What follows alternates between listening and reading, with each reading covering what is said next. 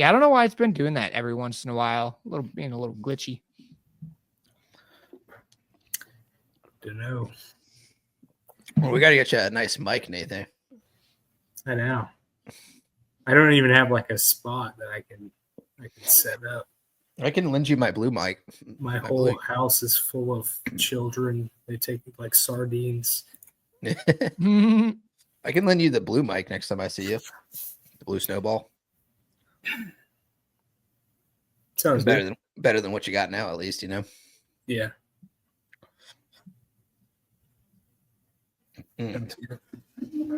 What are we reading today? Where are we at? We're on Matthew 23. Sweet.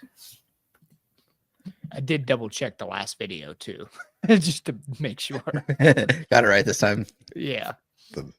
My mom said she was watching Bible Bros, and I was like, I didn't even tell you about that. She's our only subscriber that we can see who subscribed. Yeah, really? she subscribed to our channel. Yeah, it was awesome. Like, hey, Paula. Nice.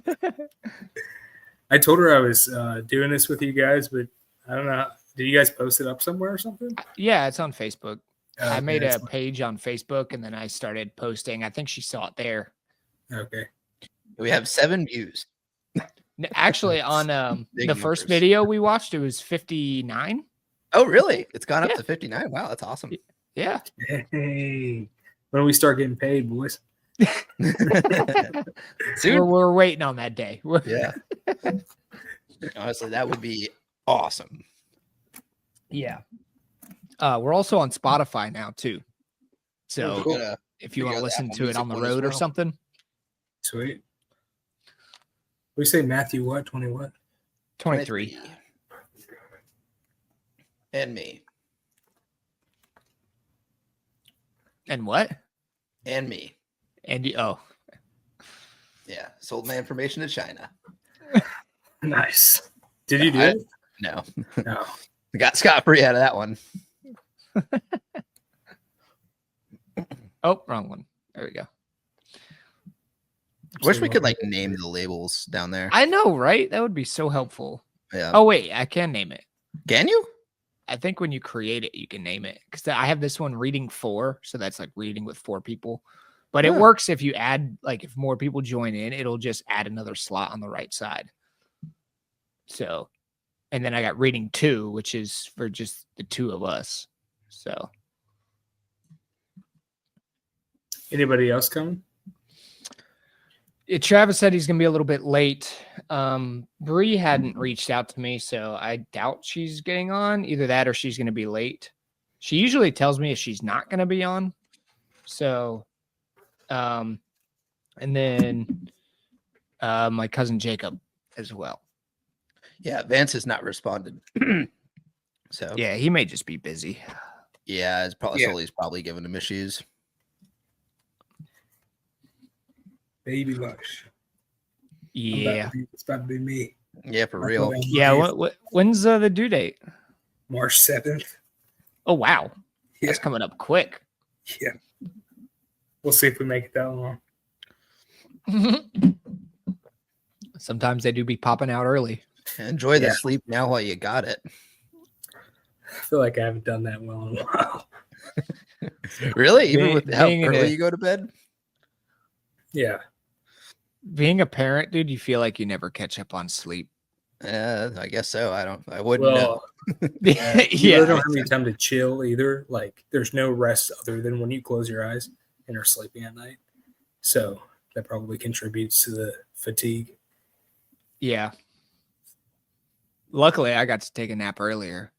Oh, nice. I needed it, dude. I was reading the Bible, like the daily Bible study, and I was literally like, oh, like the phone would like fall out of my hand, and I'm like, that would wake me up. I'm like, oh, Yeah, I just have a problem getting like down early enough to actually get a full night's sleep. But I've been like taking melatonin an hour before my goal, and that's been really, really helping. Yeah, it helps. I feel like I could fall asleep whenever, bro. Like I'm so tired all the time. I'm just like, the problem is that I'm in a bad habit of going to bed late. That's what But I'm saying. Yeah. We've been doing better about that. Like we're in bed at least before midnight, usually, which is a step in the right direction. Right. Well, see, I could also pretty much just go to bed whenever, but taking the melatonin really gets you able to go to bed. Sure. Because it's just like you sit there and you're like what you said, like just falling asleep, like while doing something. Melatonin will just do that to you. So if I take it at 10, it's like by 11 o'clock, I have to go to bed. It's not a negotiation. You can't stay up on that. Yeah. It's like, oh, maybe I can have one more episode. No. Yeah. Well, I don't want to wait too late to get started. The other guys will join when they get on. I just don't want to be up too late. So if you guys are okay with getting started, then I say let's do it. Absolutely. All right, we're starting at the 10-minute mark. It's probably something to remember for the time. Okay. Yeah, I'm gonna rewatch it. Well, I guess you're gonna be editing this one, so. Well, for when we end it, you know. Oh yeah. To like see how long we've been reading for. Yeah. So, all right, you want me to start? All you, brother. All right. Matthew 23. 7 woes to the scribes and Pharisees. Then Jesus said to the crowds and to his disciples, the scribes and the Pharisees sit on Moses' seat. So do and observe whatever they tell you, but not the works they do, for they preach, but do not practice. They tie up heavy burdens, hard to bear, and lay them on people's shoulders, but they themselves are not willing to move them with their finger. They do all their deeds to be seen by others, for they make their phylacteries broad and their fringes long, and they love the place of honor at feasts, and the best seats in the synagogues, and greetings in the marketplaces, and being called rabbi by others. But you are not to be called rabbi, for you have one teacher, and you are all brothers. And call no man your father on earth, for you have one Father who is in heaven. Neither be called instructors, for you have one instructor, the Christ. The greatest among you shall be your servant. Whoever exalts him will be humbled, and whoever humbles himself will be exalted. But woe to you, scribes and Pharisees, hypocrites! For you shut the kingdom of heaven in people's faces. For you neither enter yourselves, nor allow those who would enter to go in. Woe to you, scribes and Pharisees, hypocrites! For you travel across sea and land to make a single proselyte. And when he becomes a proselyte, you make him twice as much a child of hell as yourselves. Woe to you, blind guides, who say, if anyone swears by the temple, it is nothing. But if anyone swears by the gold of the temple, he is bound by his oath. You blind fools! For which is greater, the gold or the temple that has made the gold sacred? And you say, if anyone swears by the altar, it is nothing. But if anyone swears by the gift that is on the altar, he is bound by his oath. You blind men! For which is greater, the gift or the altar that makes the gift sacred? So whoever swears by the altar swears by it and by everything on it. And whoever swears by the temple swears by it and by him who dwells in it. And whoever swears by heaven swears by the throne of God and by him who sits upon it. Woe to you, scribes and Pharisees, hypocrites! For you tithe mint and dill and cumin and have neglected the weightier matters of the law, justice and mercy and faithfulness. These you ought to have done without neglecting others. You blind guides, straining out a gnat and swallowing a camel. Woe to you, scribes and Pharisees, hypocrites! For you clean the outside of the cup and the plate, but inside they are full of greed and self-indulgence. You blind Pharisee! First clean the inside of the cup and the plate, that the outside also may be clean. Woe to you, scribes and Pharisees, hypocrites! For you are like whitewashed tombs, which outwardly appear beautiful, but within are full of dead people's bones and all uncleanliness. So you also outwardly appear righteous to others, but within you are full of hypocrisy and lawlessness. Woe to you, scribes and Pharisees, hypocrites, for you build the tombs of the prophets and decorate the monuments of the righteous, saying, if we had lived in the days of our fathers, we would not have taken part with them in the shedding of the blood of the prophets. Thus you witness against yourselves that you are sons of those who murdered the prophets. Fill up, then, the measure of your fathers, you serpents, you brood of vipers. How are you to escape being sentenced to hell? Therefore I send you prophets and wise men and scribes, some of whom you will kill and crucify, and some you will flog in your synagogues and persecute from town to town, so that on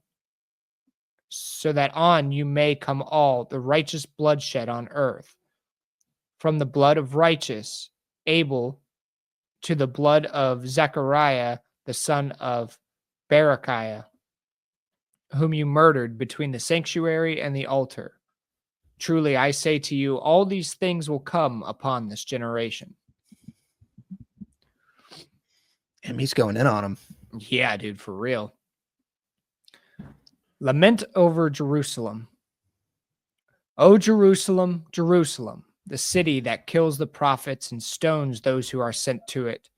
How often would I have gathered your children together as a hen gathers her brood under her wings, and you are not willing. See, your house is left to you desolate. For I tell you, you will not see me again until you say, blessed is he who comes in the name of the Lord.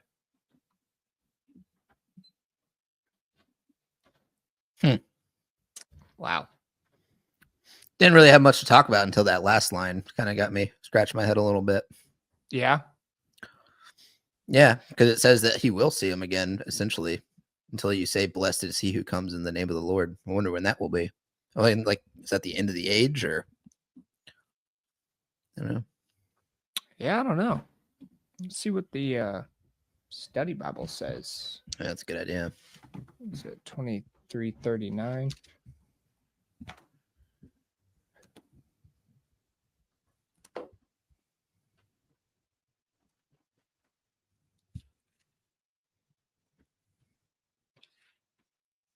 As Jesus cites,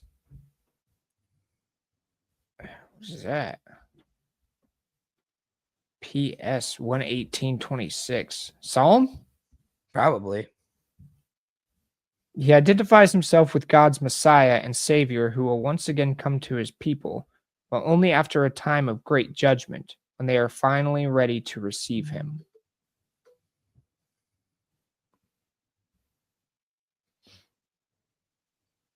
I wonder when that time is.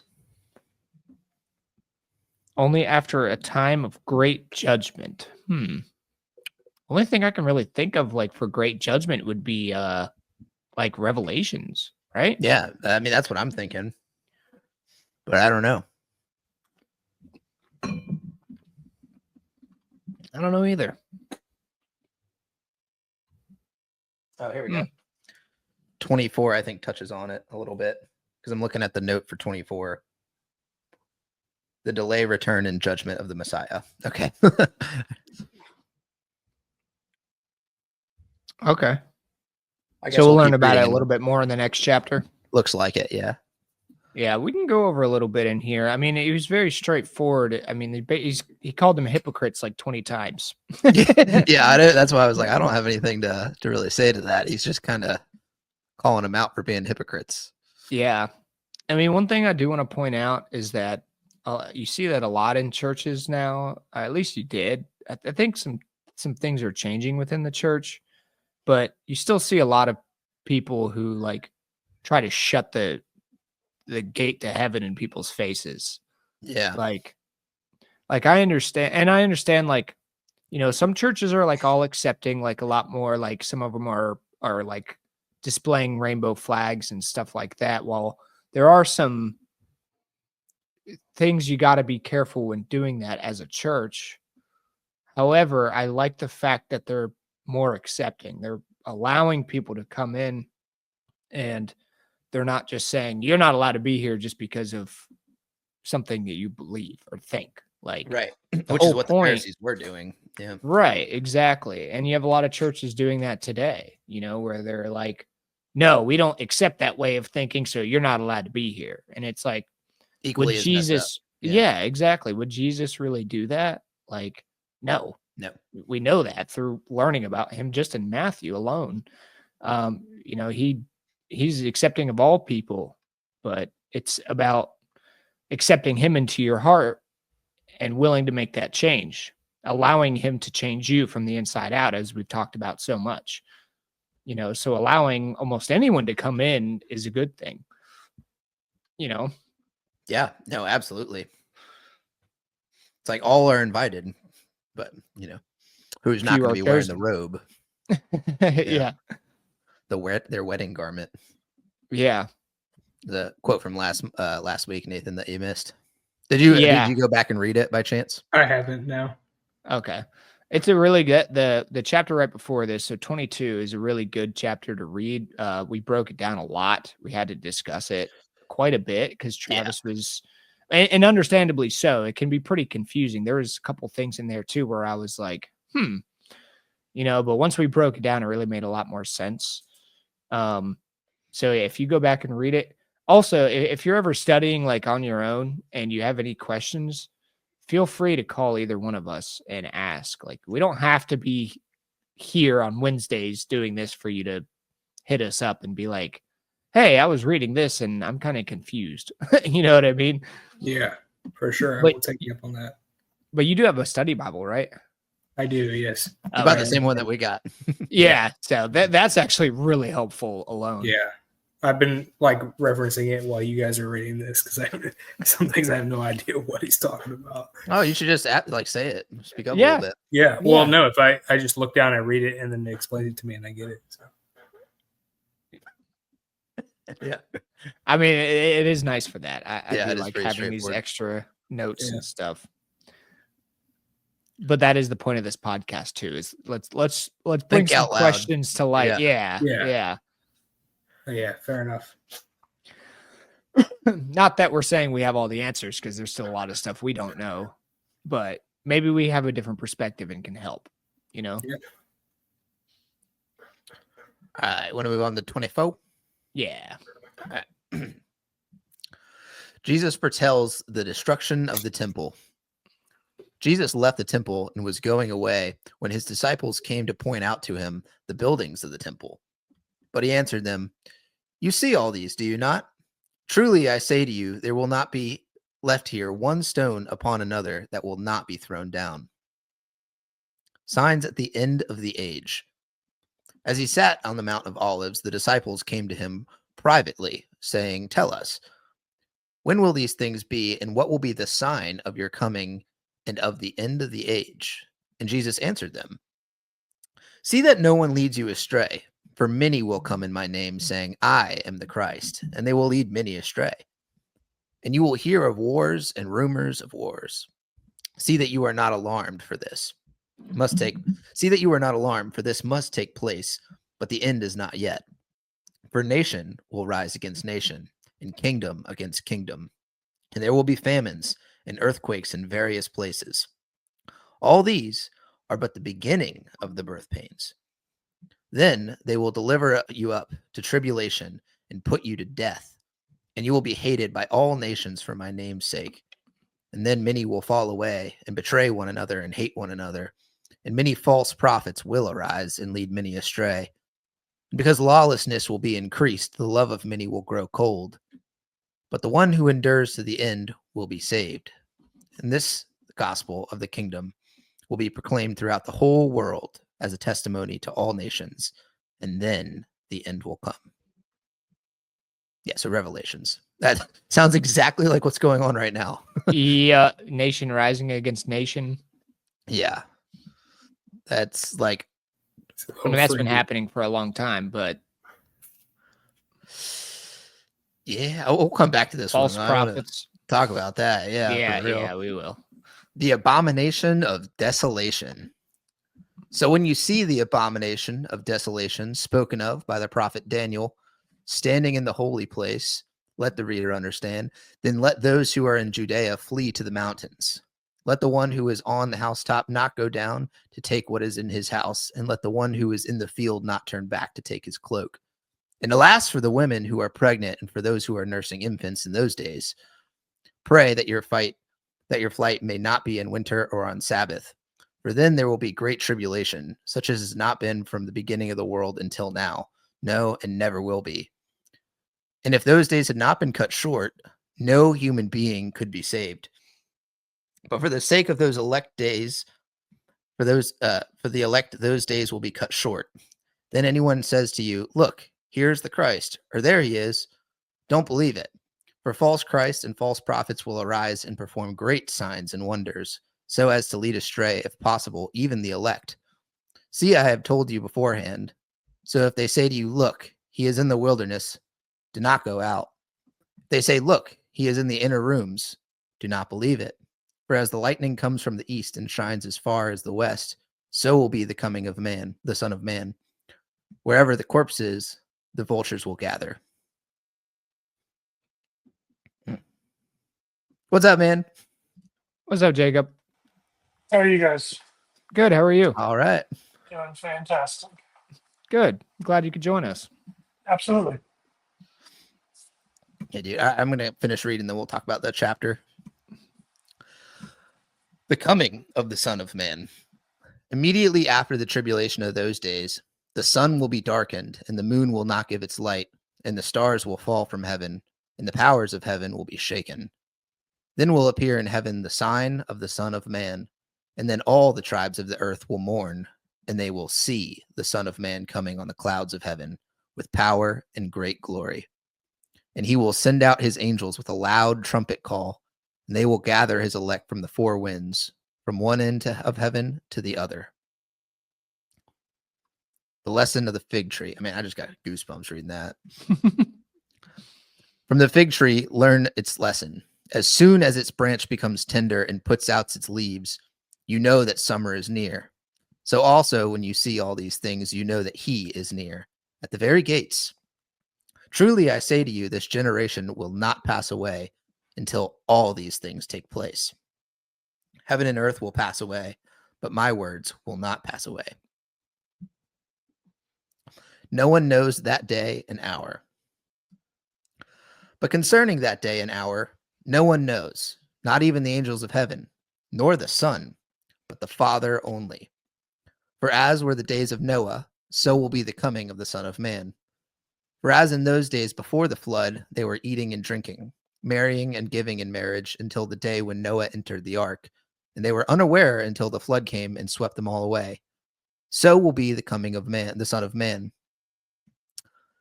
Then 2 men will be in the field, one will be taken and one left.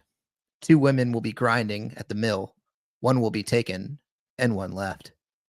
Therefore, stay awake, for you do not know on what day your Lord is coming. But know this, that if the master of the house had known in what part of the night the thief was coming, he would not have stayed awake, or he would have stayed awake and would not have let his house be broken into. Therefore, you must also be ready, for the Son of Man is coming at an hour you do not expect. Who then is the faithful and wise servant, whom his master has set over his household to give them their food at the proper time? Blessed is that servant whom his master will find doing so when he comes. Truly, I say to you, he will set him over all his possessions. But if that wicked servant says to himself, "My master is delayed," and begins to beat his fellow servants and eats and drinks with drunkards, the master of that servant will come on a day when he does not expect him, and at an hour he does not know, and will cut him in pieces and put him with the hypocrites. In that place, there will be weeping and gnashing of teeth.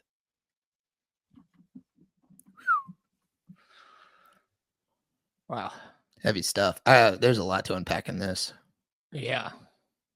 Yeah. Jacob, just to fill you in, we started on Matthew 23.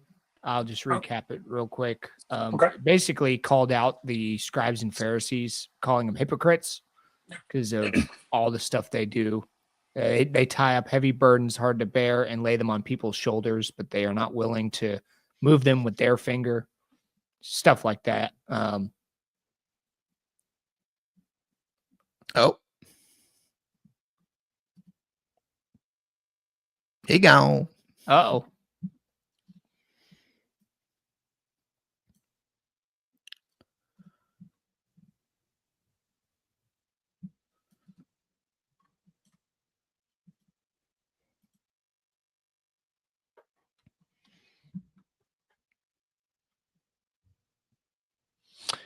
Well, It's okay. Yeah.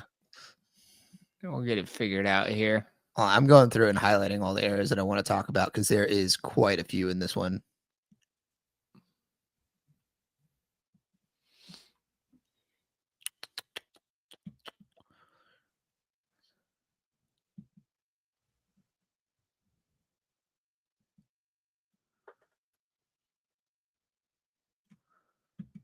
Okay.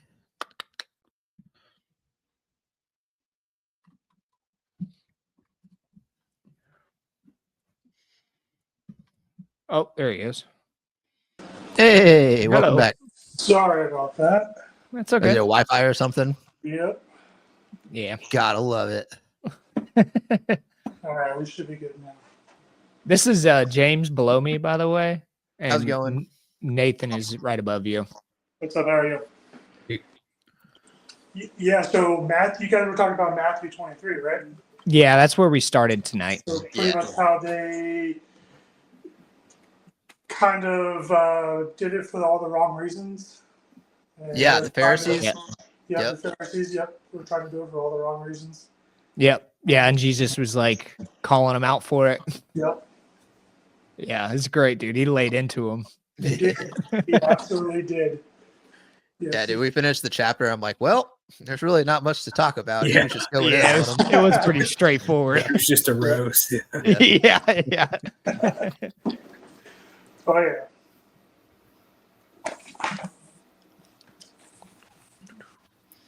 Okay. There's like too much to like read through to highlight because it was a long thing. But Yeah, that's fine. Where do you want to start? At the top? I've only been highlighting from the bottom, so I'll start there. I guess. Oh, okay. What verse? Let's do 47 first. All right. So I'll start from 46. It says, "Blessed is the servant whom his master will find doing so when he comes. Truly I say to you, he will set him over all his possessions."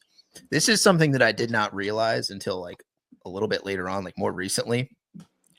But in other areas, it says that there's like once we make it to heaven, that will actually like judge angels and will judge others. And it makes it pretty clear that like God's setting humanity up to be in charge of a lot of things in heaven if we make it. And this verse right here just further confirms that. It's like God's going to set whoever endures essentially over in the tribulation over all of his possessions, so to like rule over the kingdom of heaven. It's kind of interesting. Yeah, that is interesting. Yeah, because I mean, it is too. Because like it talks about how we won't be bringing anything to heaven with us, like possession wise. So it's interesting that he says this. Over God's possessions, he's going to put us over his domain essentially. Kind of a wild thought. Yeah. The words "all of his possessions" there kind of stands out. Like all the possessions. Yeah. Yeah. Not just certain things, everything. Right.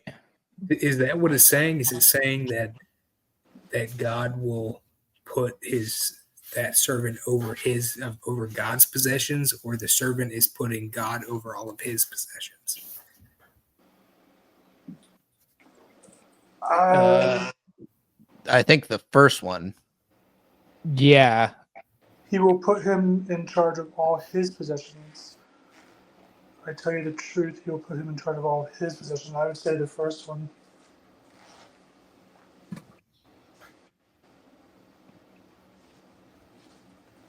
Yeah, because right after it says, "My master is delayed and begins to beat his fellow servants and eats and drinks with drunkards, the master of that servant will come on a day when he does not expect him. And we'll cut him into pieces. Yeah. Yeah, it's pretty It's gnarly. pretty harsh. Yeah. Pretty fascinating. I don't know.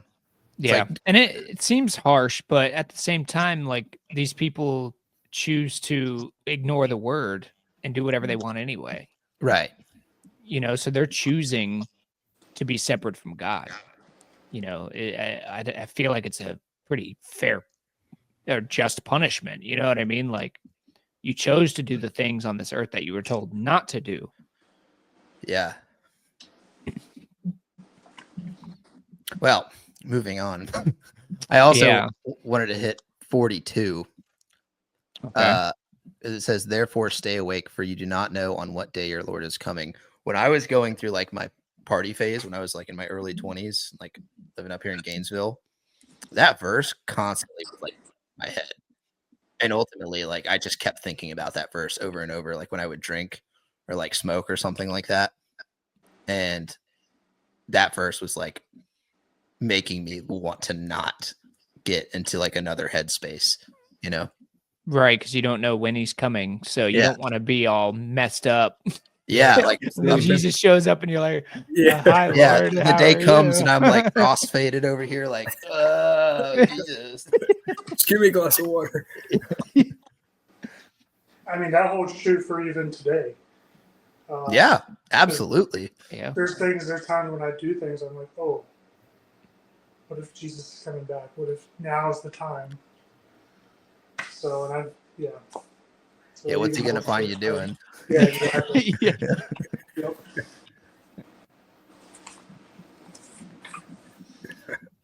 Be awkward. yeah. Okay.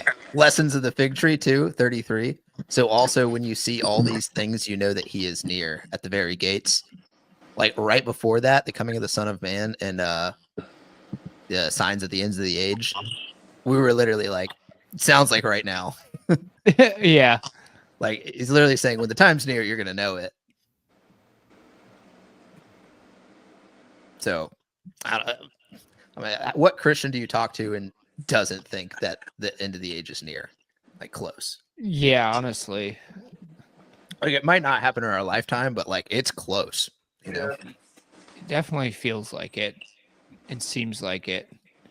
But I also want to point out here that verse 35, heaven and earth will pass away, but my words will not pass away. It's just like you think that like obviously the word of God, that stuff will not pass away, right? So what Jesus is telling us is the word of God, because that's not stuff that will end when this earth dies, right? So what all this stuff that he's teaching and telling, he's like, you really need to take it to heart, because this is going to be even true even in heaven, right? Yep. Yep. To heaven, essentially. Well, I was going to say too, like outside of heaven too, because it says heaven and earth will pass away, right? And it talks about that in Revelations, that there will be like a new heaven and earth. Right. Right. Like they're merged into one, essentially. Yeah. Yeah, it's gonna be wild to see. It would be really cool, man. Okay, this is actually kind of a funny thing. So I'm like, if like it does happen in our lifetime, like that would be great. It'd be really cool to see Jesus, but like going through the tribulation and all that Yeah. would suck. But like if it doesn't and we live, are we ever going to get to see like heaven as it is now? Do you think? Ooh, Or do you think we're only going to see the merge? That's a good question. Yeah, I think about that sometimes. I'm like, man, I kind of want to see like Yeah. the heaven as it is now, like the pearly Yeah. gates. Pearly gates. Yep. Wow. Yeah, that's a really good question. Yeah. I think that I mean, God being God, he's all powerful, right? He can do anything. Yeah. So if your spirit is still questioning that when you go to heaven, I think you could just ask and he'll show you. Probably, yeah, You because know what I time mean? doesn't like really exist, I guess, in that realm, right? Right. Well, if I were to have the keys to a Lamborghini and to a Ferrari, and I hand you the keys to the Ferrari, would you be like, "Oh man, but I really wanted to test drive the Lamborghini too"? Or would you be like, "I just got a Ferrari"? Uh, I mean, don't get me wrong, Lambo's pretty nice, but I can explain. I like cars. yeah. Yeah, and God is always like He's made us curious creatures. We've always been curious, right? So, I think that He would still reward us for asking questions like that. It's actually really cool because I saw this lady. She made a video. She's a really old lady, and she was like, yeah, I was worshiping God one day, and I was just praising Him for how great He was, and she's like, after 5 minutes, I ran out of stuff to say. And I realized that I prayed and I said, God, if I'm supposed to worship you for all eternity, how am I supposed to do that if I just ran out of stuff in 5 minutes? And she said that God told her, when you get to heaven, I will tell you a new thing about myself every day so that you can worship me for all eternity. And she was like, she was just such a sweet old lady. And I was like, wow, that's really cool. And the fact that God told her that, I don't know. It's really fascinating. So I think it kind of ties into the curiosity of if we do miss out on the old heaven, I still think that he would tell us. I think there's going to be a lot of questions that we're going to have that he will give us answers to. So I think He wants us to ask questions. Oh, absolutely. 100%. I think He gives us the curiosity because He wants us to ask questions. Yeah, absolutely. I think so too. Helps you grow in your faith. It does, absolutely. Yeah. And it kind of goes back, a lot of people think that when you have thoughts of doubt or just questions, questioning God, when you read through the Old Testament, with the Jacob story, Israel, he actually wrestled with God.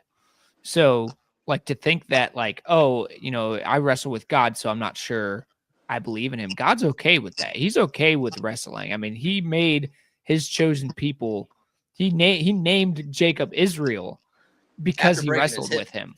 Yeah. After putting his hip out of his socket. I was like, I'm going to mess this guy up and then he's going to love me. Yeah. So I think you're absolutely right. God was the first, catch me outside. How about that?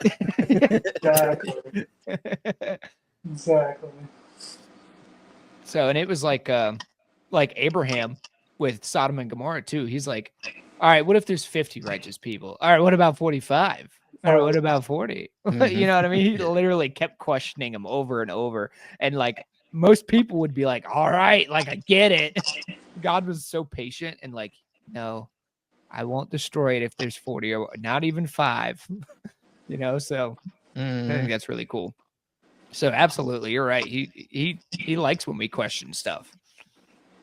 Shows that we're thinking for ourselves, right? He's like, wow, look at these creations that I've made. Look how awesome they are. They're actually asking me stuff.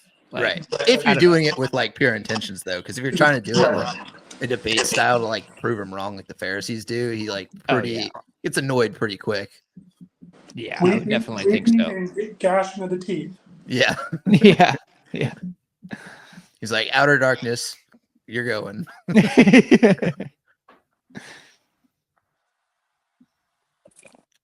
All right. Abomination of desolation. That's supposed to be the Antichrist, right? Yep. Yeah.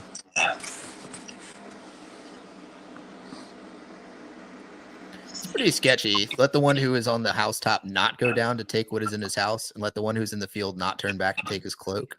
It's like saying, get out of there. Yeah. I mean, it's kind of like the story with Lot and his wife, right? God told Lot's wife not to look back, and she looked back and turned to a pillar of salt. You have to have enough faith that God will provide for you. So just get out of there while you can. and just have that faith where you know God will take care of you no matter what, right? And I think that's a lot of people struggle today is having the faith to know that, God's going to take care of you and He's got you no matter what. And whether it be good or bad, even if you go through that bad experience, it's for a purpose, His purpose.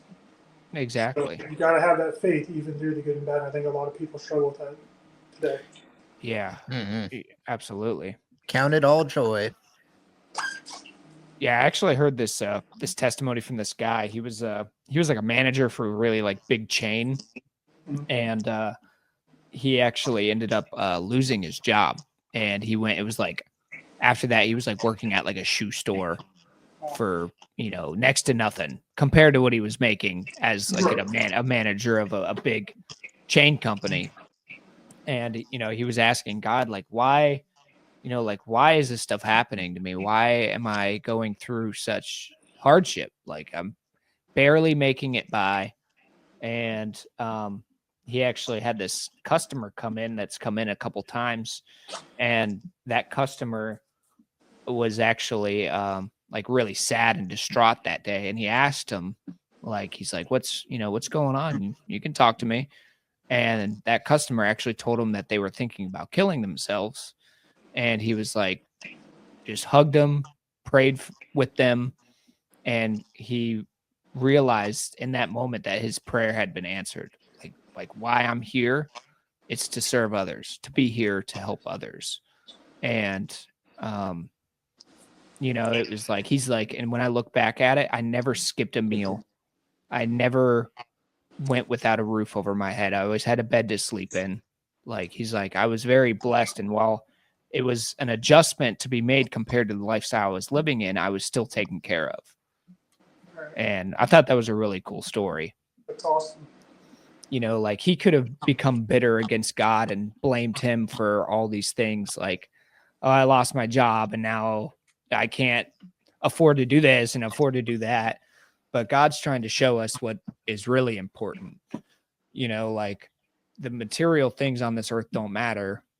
What matters is like helping each other, helping bring people to the kingdom of heaven, because that's the only thing we can take with us, right? Is each other. Right. Yep.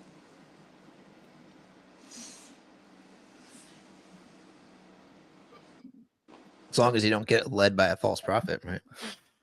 You do have to be careful. Yeah. False prophets. I was looking at But I think like it's pretty clear, like when you see, if you study the word and you understand it, I think it becomes very clear who is a false prophet. You know what I mean? Like it's the people that don't study the word that I think have to be more careful. I was about to say, I believe that as long as you study the word and you have Jesus and you have like Him at the foremost of the thought, He's not going to lead you down that straight of that false prophecy. He might test you and put you in a little testy water, but as long as your faith is there and as long as you are 100% with Him, I don't believe He'll lead you down that false prophecy. Right. Yeah, he'll definitely lead you down the right paths, And you may encounter false prophets Right. and then have that discernment like, oh, I don't need to go down that path. I need to, I need to go down the path that Jesus has laid out before me. Have you guys had any experience with that? with like false prophets? Yeah, and then having a moment where like, oh, I need to turn around. There's definitely been some churches that I've gone to where I'm like, I don't know about this. And then I've also heard some online sermons from like YouTube and stuff. I'm like, oh, there's definitely something wrong here. This is not the word. Yeah, you got to be a little bit careful. I know we're trying not to like bash on mega churches or anything like that. There's a lot of great churches out there, but some mega churches have preachers that are like preaching all about like, if you believe in God, you'll be successful and wealthy like me. Yeah, it's called And the prosperity gospel. Yeah. Yeah, So it's like nothing can ever go wrong for you if you believe in God. That kind of idea.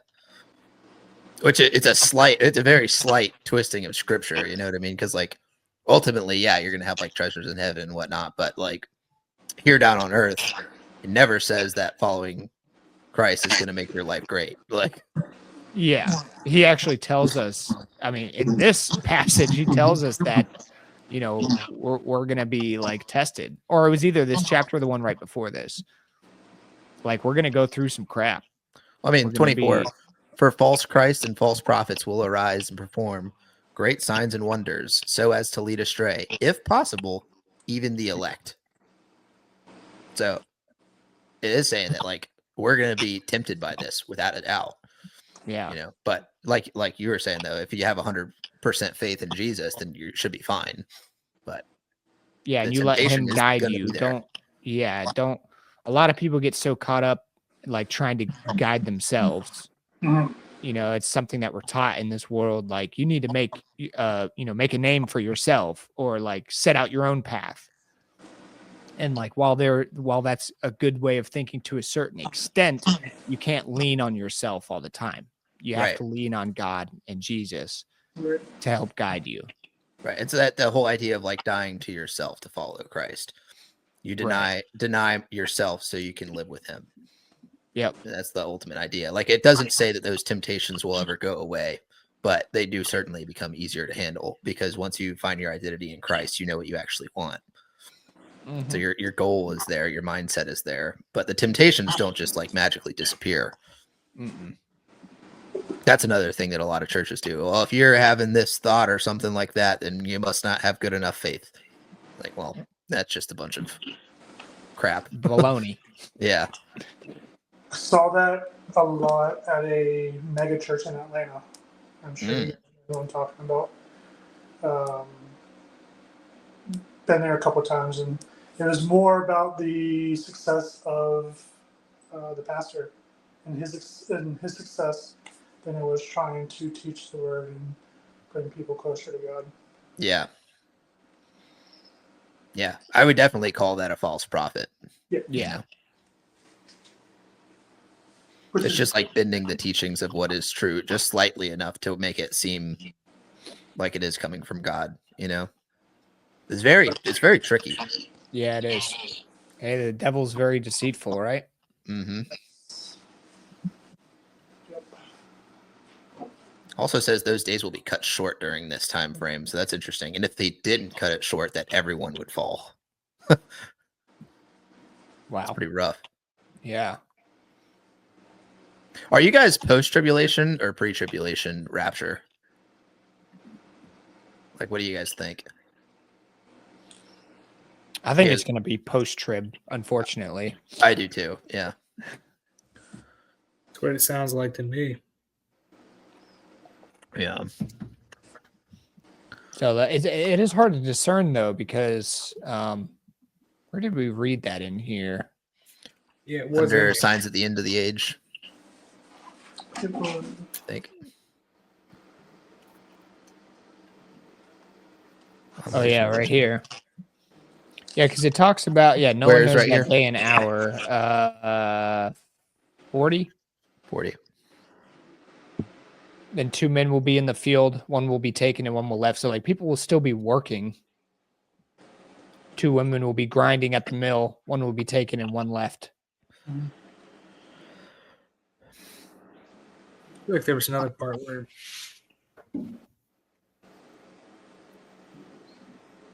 So I would assume then that, I mean, it sounds like it would be post-tribulation. So like at the end of the tribulation, that's when it would happen. And then they would come and he would grab all the Christians. And it says in Revelations too, an angel's going to fly over the world and harvest it like wheat. Right? It also says that earlier in Matthew. Yeah. And they're going to take all the Christians up and then God's going to cut the world short. So it's like, it seems like that's like the last move almost before like the end of the age. What about verse 29? Verse 29. Immediately after the tribulation of those days, the sun will be darkened and the moon will not give its light, and the stars will fall from heaven. The stars in heaven are the angels. That's very much like referred to in different parts of the Bible. And the powers of heaven will be shaken. And the sign of the Son of Man, and all the tribes of the earth will mourn.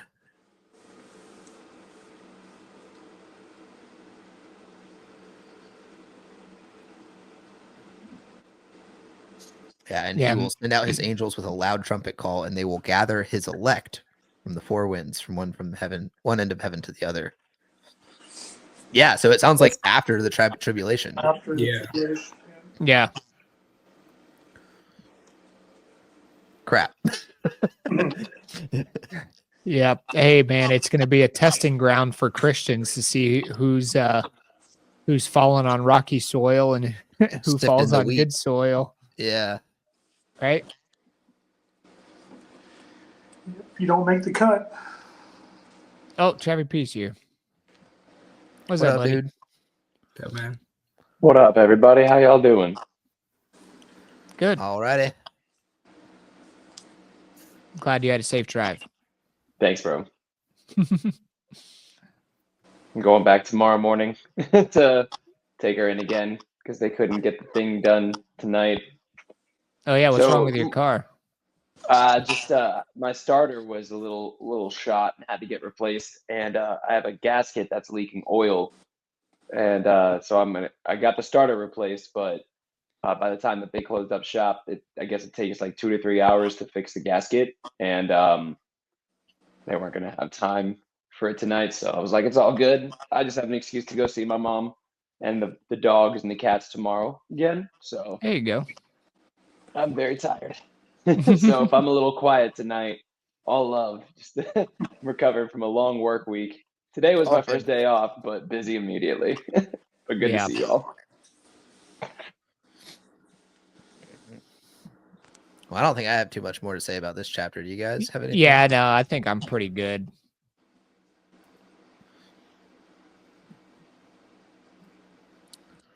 All right. Would any of you guys like to read? we started on 26, 25. 25. Let me get there real quick. All right. At the time, the kingdom of heaven will be like 10 virgins who took their lamps and went out to meet the bridegroom. 5 of them were foolish and 5 were wise. The foolish ones took their lamps but did not take oil with them. The wise, however, took all in the jars along with their lamps. The bridegroom was a long time coming, and they only became drowsy and fell asleep. At midnight, the cry rang out, "Here's the bridegroom, come out to meet him." Then all the virgins woke up and trimmed their lamps. The foolish ones said to the wise, "Give us some of your oil, our lamps are going out." "No," they replied, "there may not be enough for the both of us and you. Instead, go to those who sell oil and buy some for yourselves." But while they were on their way to buy the oil, the bridegroom arrived. The virgins who were ready went in with them to the wedding banquet, and the door was shut. Later, the others also came. "Sir, sir," they said, "open the door for us." But he replied, "I tell you the truth, I don't know you." That's big.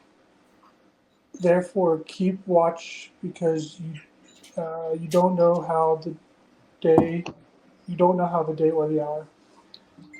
Again, it will be like a man going on a journey who called his servants and entrust his property to them. To one he gave 5 talents of money, to the other 2 talents, and to another 1 talent, each according to his ability. Then he went on his journey. The man who had received the 5 talents went at once and put his money to work and gained 5 more. So also the one with 2 talents uh, gained 2 more. But the man who received the 1 talent went off, dug a hole in the ground, and hid his master's money. After a long time, the master of the servant returned and settled accounts with them. The man who had received the 5 talents brought the other 5. Master, he said, you entrusted me with 5 talents. See, I have gained 5 more. His master replied, well done, good and faithful servant. You have been faithful with a few things. I will put you in charge of many things. Come and share your master's happiness. The man with the 2 talents also came. Master, he said, you entrusted me with 2 talents. See, I have gained 2 more. His master replied, well done, good and faithful servant. You have been faithful with a few things. I will put you in charge of many things. Come and share your master's happiness. Then the man who received the 1 talent came. Master, he said, I know you are a hard man, harvesting where you have not sown, or gathering where you have not scattered seed. So I was afraid and went out and hid your talent in the ground. See here, it is what belongs to you. His master replied, you wicked, lazy servant. So you knew I harvest where I have not sown and gathered there? I have not scattered seed? Well, then you should have put my money on deposit with the bankers so that when I returned, I would have received it back with interest. Take the talent from him and give to the one who has the 10 talents. For everyone who has will be given more, and he will be have an abundance. Whoever does not have, even what he has will be taken from him and thrown to a worthless servant outside into darkness, where there will be weeping and gnashing of teeth. Harsh. Yeah. When the Son of Man came in glory and all the angels with him, he will sit on the throne in heaven. All the nations will be gathered before him, and he will separate the people from one another as a shepherd separates the sheep from the goats. He will put the sheep on his right and the goats on his left. Then the king will say to those on his right, come, you who are blessed by my Father, take your inheritance, the kingdom prepared for you and since creation of the world. For I was hungry, and you gave me something to eat. I was thirsty, and you gave me something to drink. I was a stranger, and you invited me in. I needed clothes, and you clothed me. I was sick, and you looked after me. I was in prison, and you came to visit me. Then the righteous will answer him, Lord, when did when did we when did we see you hungry and feed you, or thirsty and give you something to drink? When did we see you a stranger and invite you in, or needing clothes and clothe you? When did we see you sick or in prison and go visit you? The king will reply, I will tell you the truth, whatever you did, for one of at least one of these brothers of mine, you did for me. Then he will say, then he'll say to those on the left, depart from me, you who are cursed, into the eternal fire prepared for the devil of his angels. For I was hungry, and you gave me nothing to eat. I was thirsty, and you gave me nothing to drink. I was a stranger, and you did not invite me in. I needed clothes, and you did not clothe me. I was sick and in prison, and you did not look after me. They also will answer, Lord, when did you see hungry or thirsty or a stranger or needing clothes or sick in prison and did not help you? He will reply, I will tell you the truth. Whatever you did Do not do one for at least of these. You did not do one for me. Then they will go away to eternal punishment and be righteous to eternal life. Bravo. What version are you reading from? I have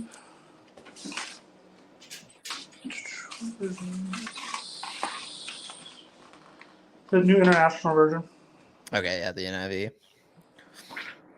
Honestly, read a little bit easier than some of this ESV stuff. Yeah. Yeah, I know that like our church uses the New Living Translation as well. But I mean, it pretty much says the same thing anyway, so it's no big deal. Oh yeah, same message. Yeah. What up, Bree? Hi. Bree. Hello. Is that Jacob up there? That is. Holy cow. Hi. How are you? Good. How are you? I'm good.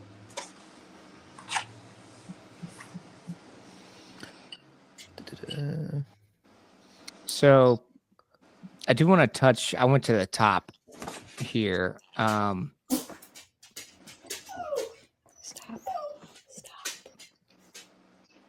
I do like at verse 12. Maybe I should backtrack a little bit more than that. We'll go to verse 10. And while they were going to buy, the bridegroom came, and those who were ready went in with him to the marriage feast, and the door was shut.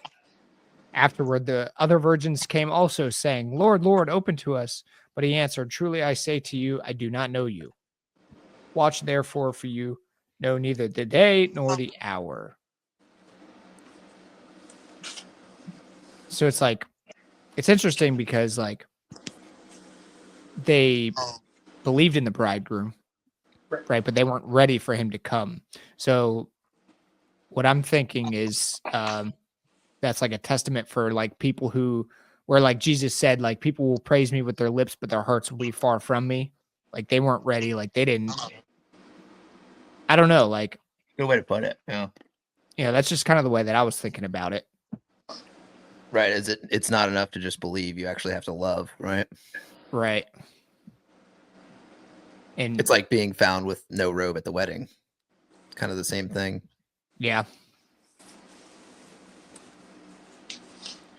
Yeah, because at first I was thinking like they didn't do their due diligence like acts wise, but then I'm thinking like it doesn't matter what we do acts wise, it's about the faith that we have in Jesus, right? So I don't know, that one's kind of a little confusing to me. Well, again, though, the acts is the outcome of faith, right? So it's not like, in a way, it could be considered mandatory, but you're not supposed to focus on the acts, right? Because faith without acts is dead. Yeah, that's true. So it's not about the acts, but they are very important, you know? Yeah. Or the works. So it's like if your faith is not producing works, you have some issues going on with your faith. Yeah, that makes sense. I've always liked the parable of the talents. Think about that one quite a bit. Yeah, I want to dive into that one a little bit because like, is this basically like alluding to like people who have and like kind of like give to others and like help bring more people to the kingdom versus the one guy who just like receives the message and keeps it within himself and doesn't like say anything to anyone? I think is it's that kind of relating what it's to more alluding than to? just the message. Yeah, it could be related to like everything in life essentially, but like the message definitely be included in that. But it's like God put you here with gifts. He wants you to go use those gifts. But it's like if I come down here and neglect to use everything that I've been born with, that is good, then God's going to be like, dude, what did you do? I gave you like X, Y, and Z things. I gave you all these like talents in this case is referred to as money, but like in our generation, like I gave you the ability to go play music and you didn't play music. Like you could have done that and touched many people and like brought love and joy to many people, but you refused to. And instead you just stayed to yourself and didn't do anything. What good did you do? You know? Right. So it's like, go actually do something with the gifts that I've given you. That makes sense. And the master was equally as happy with the guy who brought in a little bit with the money that he made versus the guy who made like a lot more with the money that he made. He was equally as happy. He was like, hey, you went out and did something, you know? Right. So it's the guy who just neglected to do anything at all with what he was given that the wrath came down. Yeah. Yeah, he just buried his talent. Mm-hmm.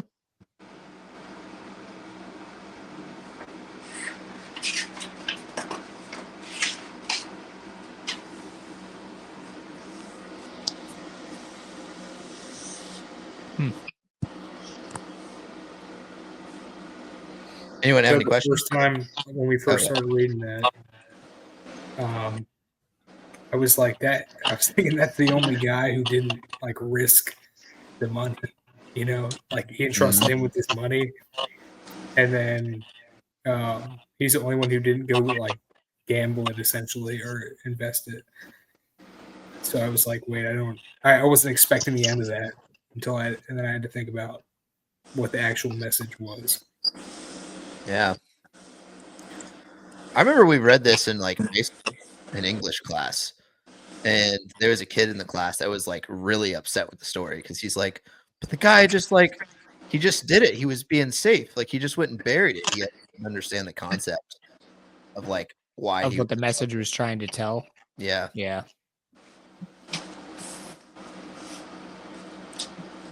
Kind of funny. He was like one of the smartest kids in the school too.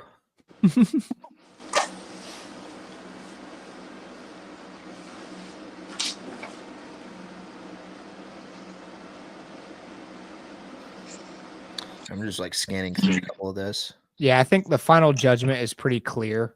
I mean, you know, like that's like treat others like you want to be treated, essentially.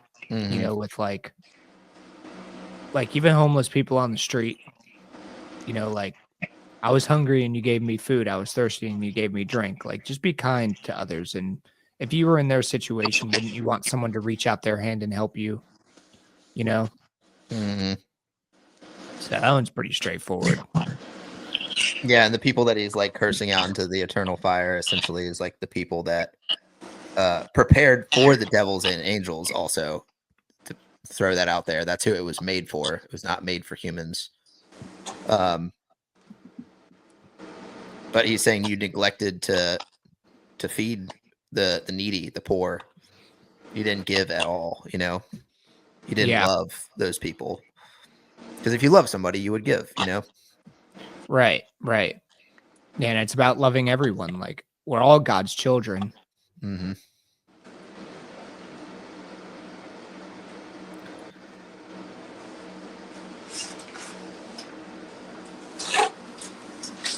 So I'm good from here to move on if you guys are.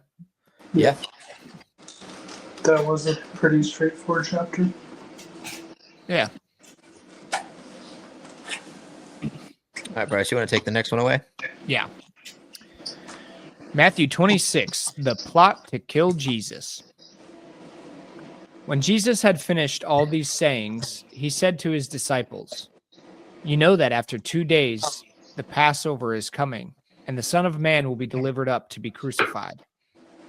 Then the chief priests and the elders of the people gathered in the place of the high priest, whose name was Caiaphas, and plotted together in order to arrest Jesus by stealth and kill him. But they said, "Not during the feast, lest there be an uproar among the people." Dang, they tried to plan to assassinate him. They're about to get tactical. Yeah.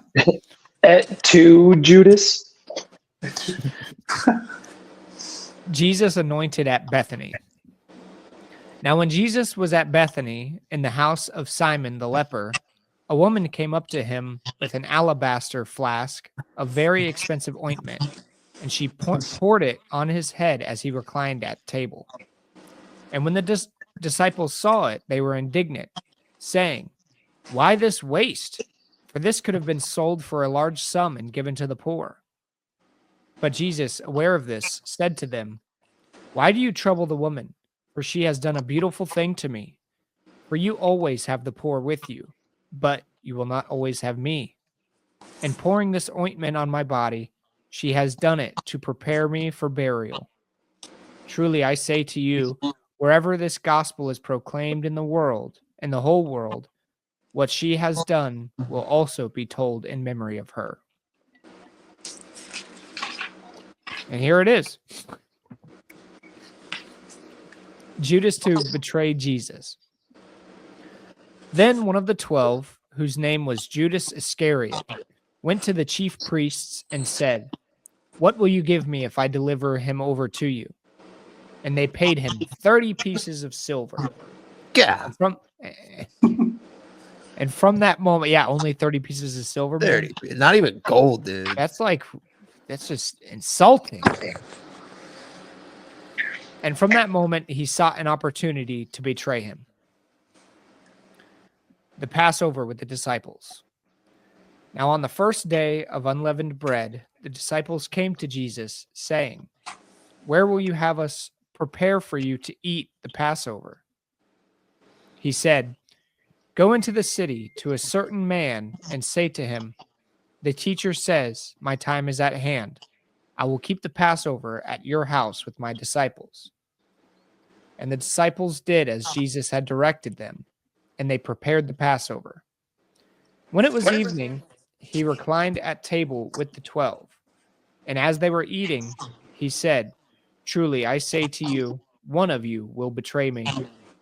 And they were very sorrowful and began to say to him one after another, "Is it I, Lord?" He answered, "He who has dipped his hand in the dish with me will betray me. The Son of Man goes as it is written of him. But woe to that man by whom the Son of Man is betrayed. It would have been better for that man if he had not been born." Judas, who would betray him, answered, "Is it I, Rabbi?" He said to him, "You have said so." Rip.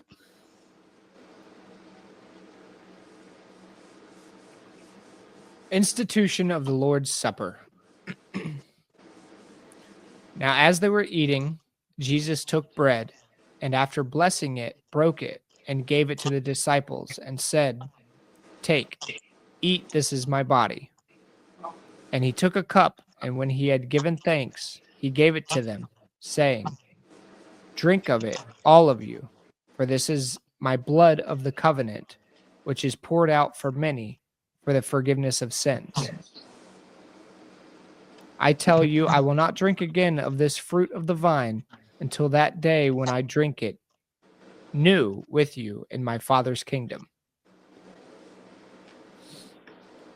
Jesus foretells Peter's denial. And when they had sung a hymn, they went out to the Mount of Olives. Then Jesus said to them, "You will fall away because of me this night, for it is written, I will strike the shepherd, and the sheep of the flock will be scattered. But after I am raised up, I will go before you to Galilee." Peter answered him, "Though they all fall away because of you, I will never fall away." Jesus said to him, "Truly, I tell you, this very night, before the rooster crows, you will deny me 3 times. Peter said to him, "Even if I must die with you, I will not deny you." And all the disciples said the same.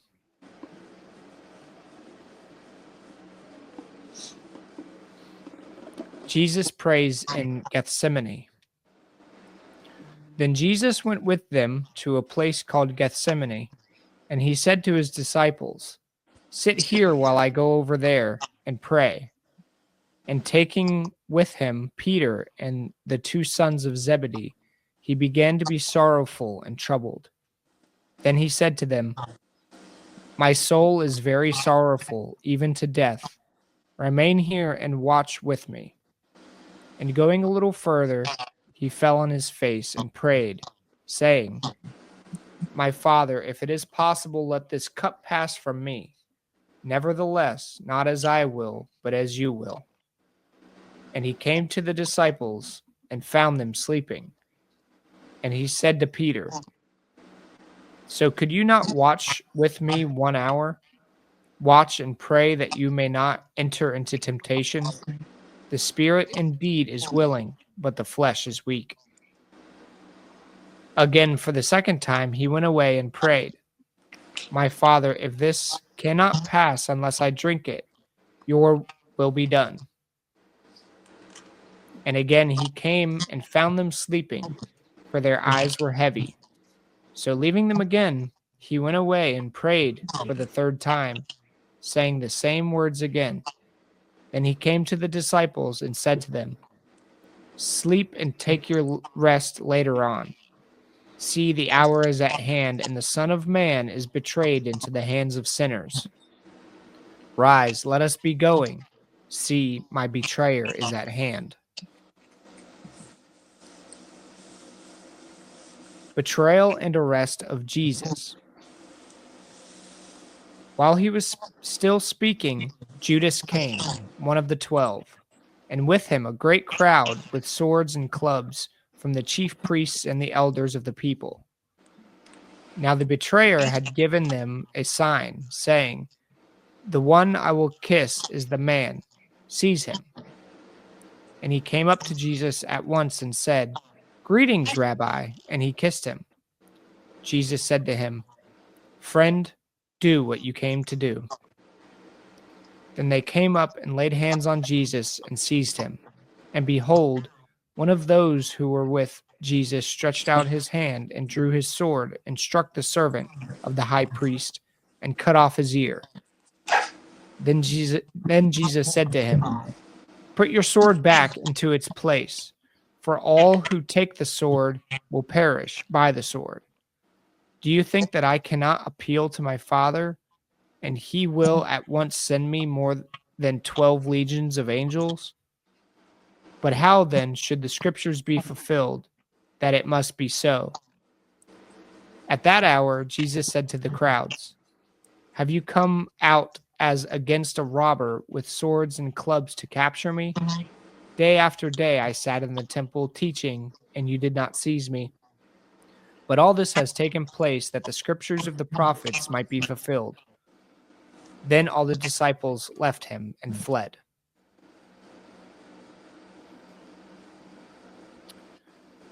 Jesus before Caiaphas and the council. Caiaphas? I say Caiaphas. Jesus before Caiaphas and the council. Then those who had seized Jesus led him to Caiaphas the high priest, where the scribes and elders had gathered. And Peter was following him at a distance, as far as the courtyard of the high priest. And going inside, he sat with the guards to see the end. Now the chief priests and the whole council were seeking false testimony against Jesus, that they might put him to death. But they found none, though many false witnesses came forward. At last, 2 came forward and said, "This man said, I am able to destroy the temple of God and to rebuild it in 3 days." And the high priest stood up and said, "Have you no answer to make? What is this that these men testify against you?" But Jesus remained silent. And the high priest said to him, "I adjure you by the living God, tell us if you are the Christ, the Son of God."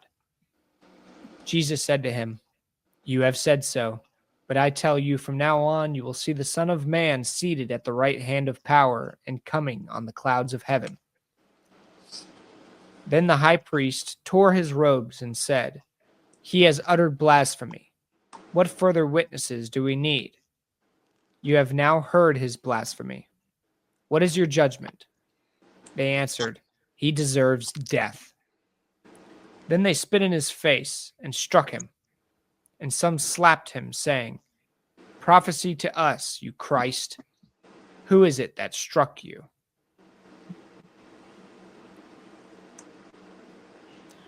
Peter denies Jesus.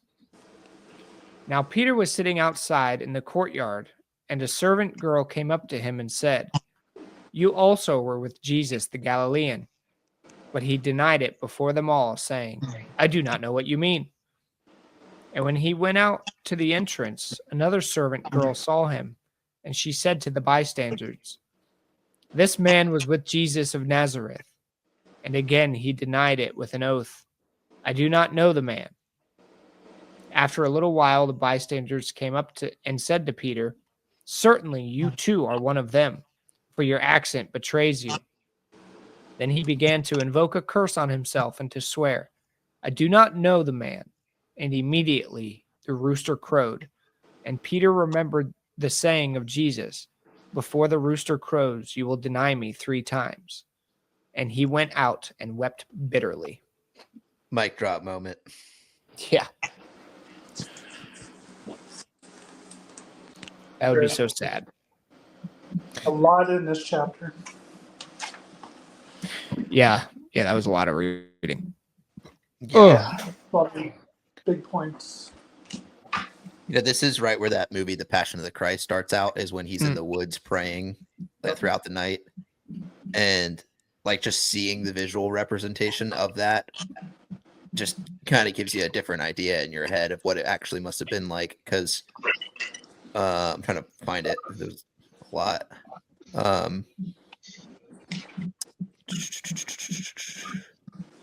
Institution of the Lord's Supper. Gethsemane, yeah. So it's under Jesus prays in Gethsemane. And he goes, "My soul is very sorrowful, even to death. Remain here and watch with me." So he's like, it's at night, and he's bringing his like close disciples with him, like pretty freaked out. Like Jesus himself is freaked out. And he's going, "Father, if it be possible, let this cup pass from me. Like, don't let me go through this. Nevertheless, not as I will, but as you will." So he's like showing that he's following God's command, like God the Father. And then he's asking his disciples again, "Could you not watch with me 1 more hour?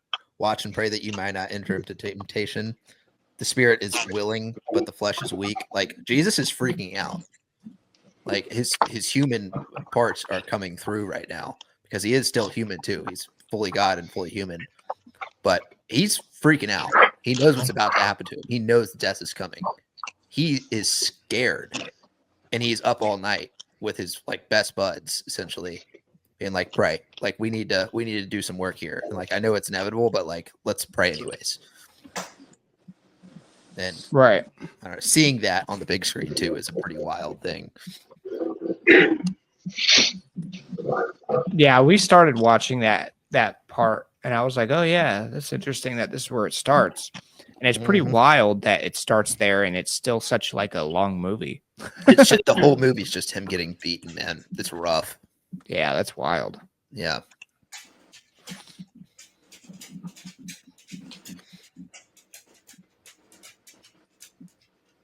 Also, Yeah, and I just so find you it. can't- oh, well, go for it. I was gonna say I find it interesting that he's Jesus. I mean, he has the most amount of faith anyone ever has had, but he's still like the spirit is willing, but the flesh is weak. He's like, I still don't want to do this. Like, Yep. shows kind of some fear to it, you know, to him to a degree. Like, I think he's also saying that to Peter as well. Like he's saying it for himself and for Peter. You know what I mean? right. Because he knows that Peter's about to mess up too. Yeah, that's true. He even told him. To disown me 3 times before the very night. The Mhm. rooster crows. Yep. Can you imagine what was going through Peter's head when he heard that rooster crow too? Oh, dude. I know I would be like tormented by that thought. Yeah, he's like, all right, this guy's legit God, and he's getting brutally murdered right now. Like, what is going on? Yeah. Yeah. Whenever Jesus was arrested, did it say a particular disciple that he told to like stow the sword? It's Peter. It doesn't say it in this chapter, but other ones say it. Because I was gonna say, I remember like that's like one weird memory I got is how much Catholic Church or school they were like, yeah, it was Peter that chopped someone's Yeah, it ear may off. have been in Mark or something like that, or Luke maybe. Yeah, I don't remember which one. It's in one of the Gospels though, I think. Yeah. Even the ride or die still struggles, you know. Yeah, the dude who was ready to throw hands for Jesus denied him. Yeah. But here's the difference, though, because like Judas was also one of his right hand men, right? He was one of the disciples. Judas, like we haven't gotten this part in the reading yet, but ultimately Judas goes and kills himself because of grief. Bad way out. Like doesn't do anything.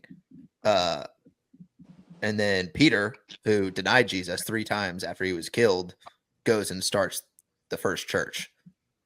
It's like, where's the difference here? You know what I mean? Like Peter kind of redeemed himself. Judas didn't.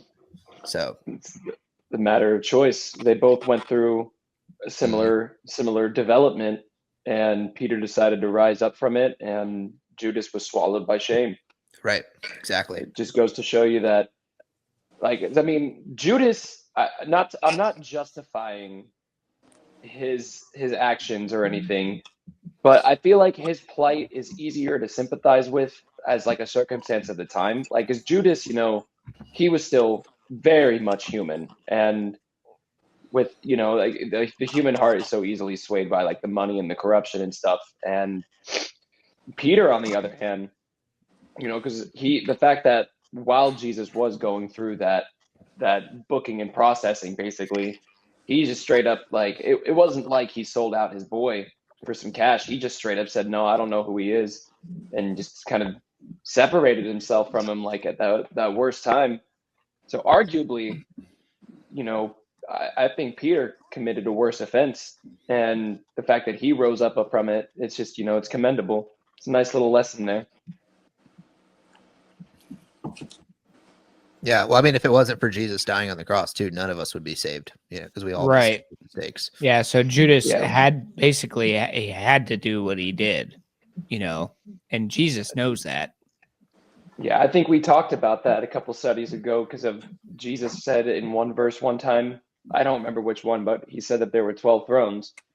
Yeah, that's what I Yeah. wanted to touch on a little bit, because it said, I just pulled it up here. I actually was Woe to thinking about that. I wonder if Yeah. Paul is actually on one of those instead of Judas.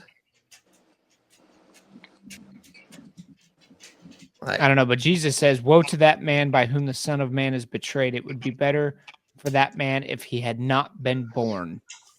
So that kind of like brings us back to the conversation. Like, do you think Judas is on one of the 12 thrones that he talked about before? I don't know, man. Yeah. It doesn't sound like it based on. That's what I'm saying. I wonder if it's like Paul, like, because Paul didn't know him, but Paul was like arguably like You the talk about biggest. Paul, who was Saul. Yeah, Okay. yeah. Because Yeah, I mean, he was maybe. arguably like the biggest. What? Yeah, I was just thinking that, back to our conversation from a few weeks ago about Judas, that it's sort of, it's well, if Jesus knew this was going to happen from the beginning, and if this was all part of God's plan as a way to, like you said, we all were saved because of Judas's actions. And in the long run, Judas did something good, but instead of the way that he killed himself afterward, that just wasn't the kind of answer. And I think maybe not him having a place on the throne, but kind of being, I don't want to say forced into that role, but he was given sort of like the burden of a necessary evil kind of thing, like a necessary sacrifice on his soul.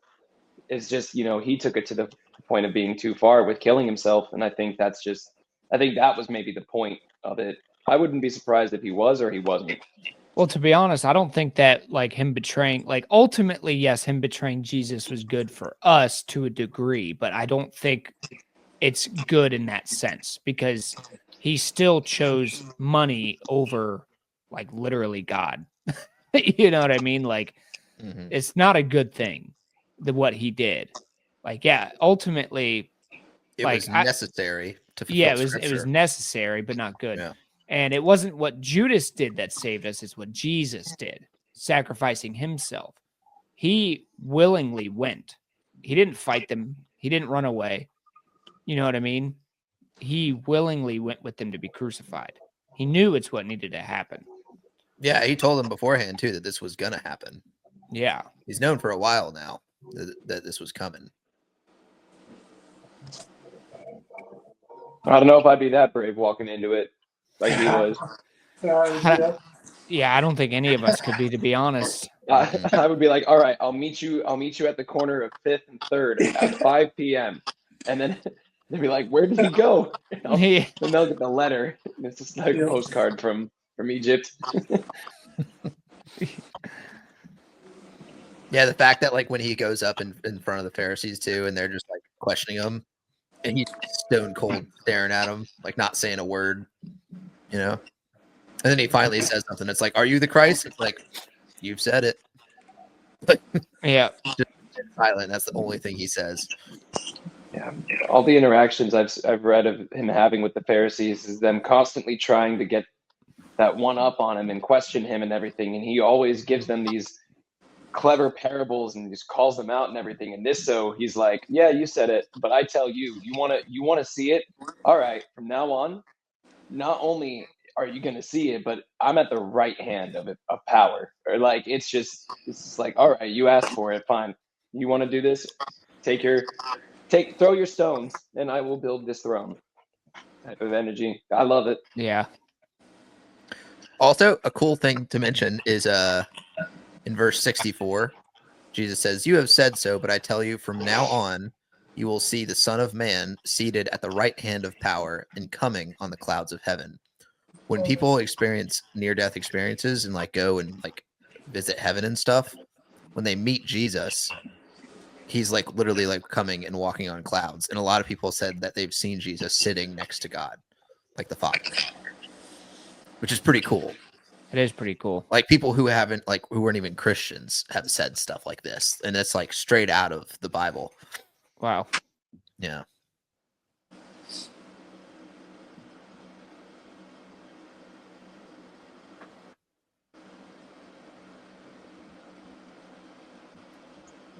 All right, you guys want to keep going?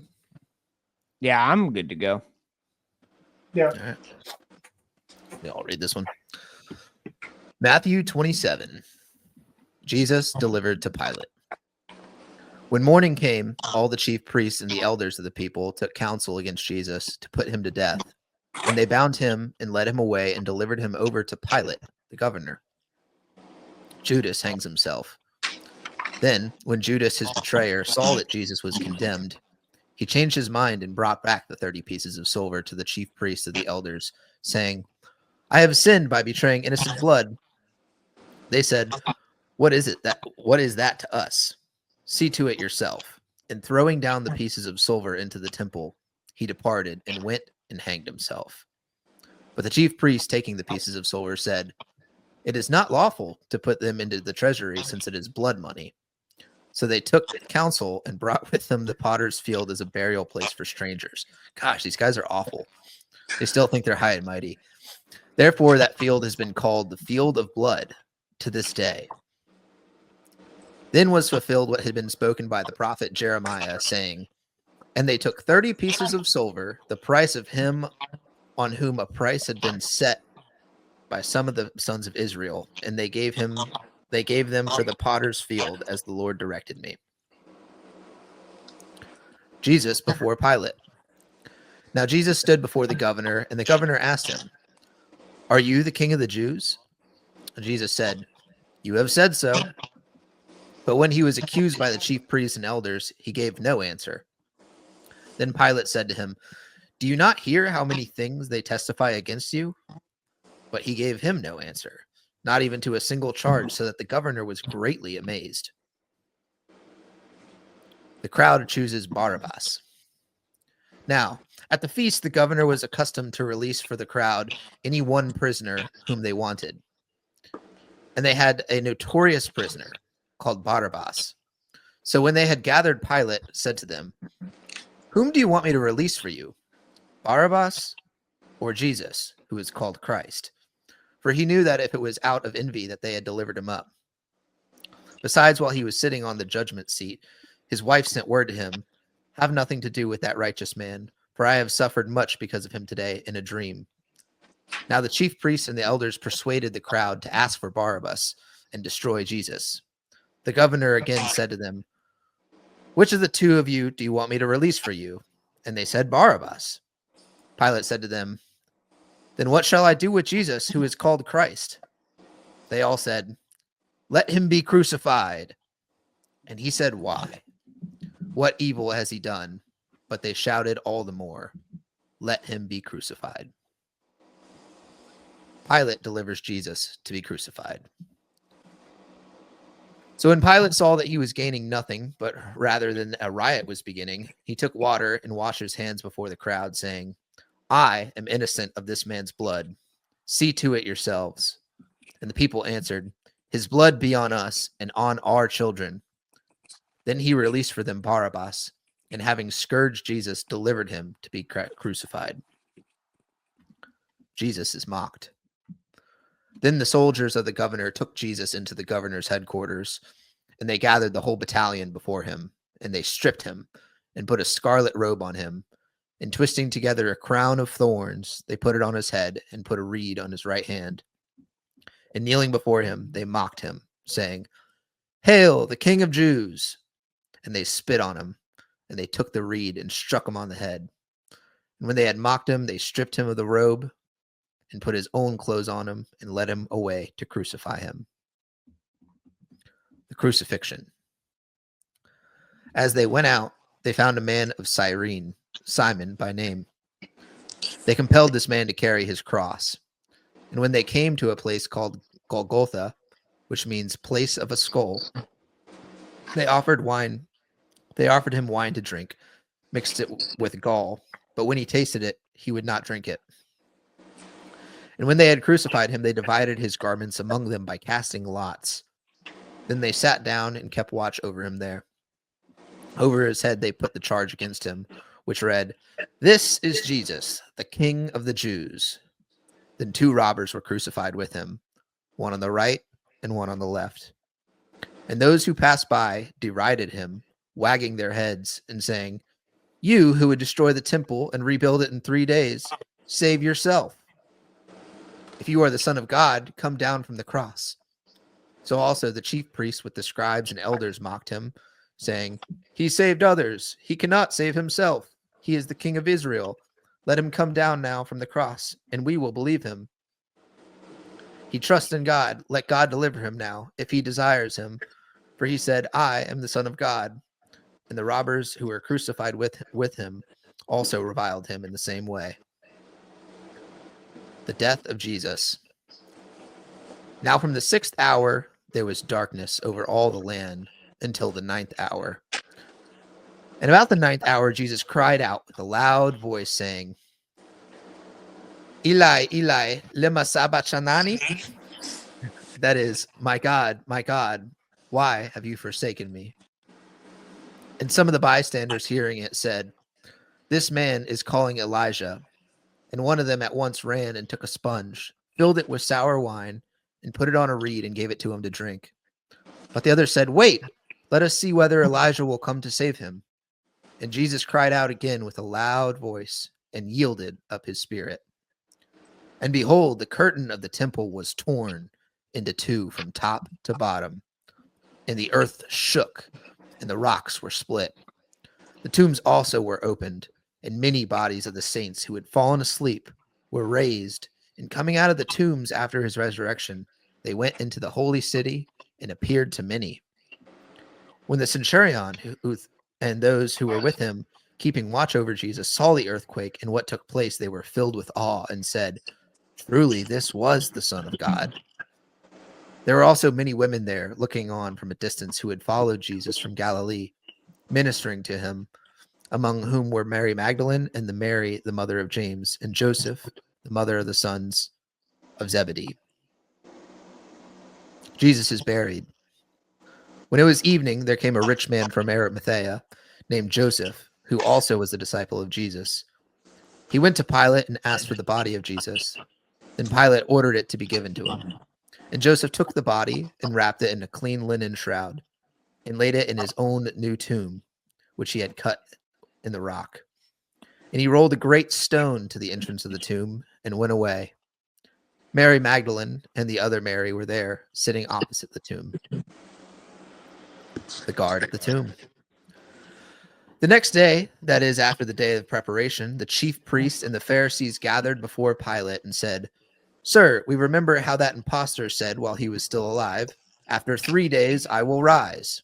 Therefore, order the tomb to be made secure until the third day, lest his disciples go and steal him away and tell the people, 'He has risen from the dead,' and that the last fraud will be worse than the first." Pilate said to them, "You have a guard of soldiers. Go make it as secure as you can." So they went and made the tomb secure by sealing the stone and setting a guard.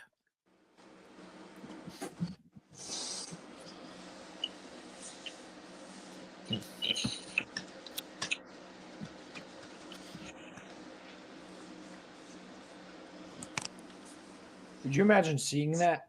Jesus crying out and an earthquake happening, the banner being torn in two. Dead people raising from the grave. Yeah. I know, I was a little set back by that. And many bodies of the saints who had fallen asleep were raised. I thought it was saying like just people who went to bed. I think they were talking about the dead. I think they're talking about the dead as well. Remember, before this, before Jesus died for our sins, they were in a holding place and gone to heaven yet.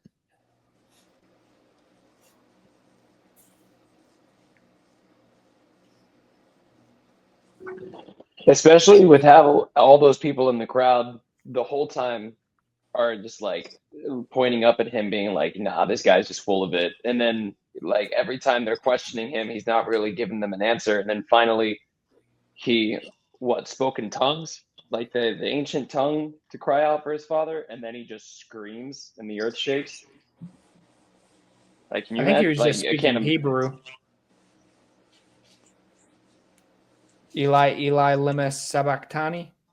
I think I that's mean, just that is Hebrew. ancient tongues. No one speaks Hebrew. No, anymore. I'm Oh, yeah, I guess pretty that's sure true. I saw them speak like that in Dune with Timothy Chalamet. Like, watch that movie and tell me but still, like, and then he just and the earth splits. Like, that's crazy.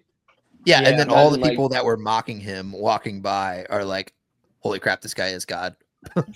Yeah. Like, they're just immediately. like, okay, let's see if he's gonna get saved right here. Okay, show your stuff, man. And they're like, nah. And then it's just, I would be like, I can't imagine, like,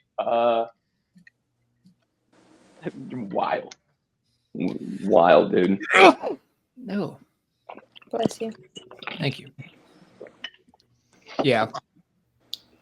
Yeah, and rereading it here, the saints who had fallen asleep were raised, and coming out of the tombs after his resurrection, they went into the holy city. So yeah, they were dead. You know, I wonder if it's like Wild. like their spirit. You know how like Jesus appeared to like Paul on the road to Right. That's Damascus? not. They're not like zombies walking around, right? Right. I mean, maybe. I wouldn't. I I doubt wouldn't it. think that they would be. Yeah. Yeah. I would highly doubt it. I think there'd be a lot more of an uproar if they saw like zombies Rotting walking zombies, around. yeah. Yeah. go to shake your hand. You bring the hand with you on accident. That'd be I gotta wild. hand it to you, bud. Yeah. So I would imagine it would be like their spirit, you know, that Yeah. God let Yeah, them I think see at least. Oh. Well, lost Oh. him. Got kicked. Maybe he disconnected. Oh, there he is. You're back. Back. Just like Jesus. Live demonstration for those Yeah. watching. Exactly. Yeah. Perfect timing. Who was it in like Harry Potter that was like, "He's back"? It's like, yeah, no Oh, crap, Kevin dude. Fudge. Yeah. Well, we got one more chapter in Matthew. We can finish this up tonight. Yeah, let's do it. Down with that. I can go. Yeah, you want to read? Yeah, Go for it. All right. The resurrection. Now after the Sabbath, toward the dawn of the first day of the week, Mary Magdalene and the other Mary went to see the tomb. And behold, there was a great earthquake, for an angel of the Lord descended from heaven and came and rolled back the stone and sat on it. His appearance was like lightning, and his clothing white as snow. And for fear of him, the guards trembled and became like dead men. But the angel said to the women, "Do not be afraid, for I know that you seek Jesus, who was crucified. He is not here, for he has risen. As he said, come see the place where he lay. Then go quickly and tell his disciples that he has risen from the dead. And behold, he is going before you to Galilee. There you will see him. See, I have told you." So they departed quickly from the tomb with fear and great joy, and ran to tell his disciples. And behold, Jesus met them and said, "Greetings." And they came up and told of his feet and worshipped him. They came up and took hold of his feet and worshipped him. There you go. Then Jesus said to them, "Do not be afraid. Go and tell my brothers to go to Galilee, where they will see me." The report of the guard. While they were going, behold, some of the guard went to the city and told the chief priests all that had taken place. And when they had assembled with the elders and taken counsel, they gave a sufficient sum of money to the soldiers, and said, "Tell people, his disciples came by night and stole him away while we were asleep. And if this comes to the governor's ears, we will satisfy him and keep you out of trouble." So they took the money and did as they were directed. And this story has been spread among the Jews to this day. The Great Commission. Now the 11 disciples went to Galilee, to the mountain to which Jesus had directed them. And when they saw him, they worshipped him. But some doubted. When Jesus came and said to them, "All authority in heaven and on earth has been given to me. Go therefore and make disciples of all nations, baptizing them in the name of the Father and the Son of the Holy Spirit, teaching them to observe all that I have commanded you. And behold, I am with you always to the end of the age."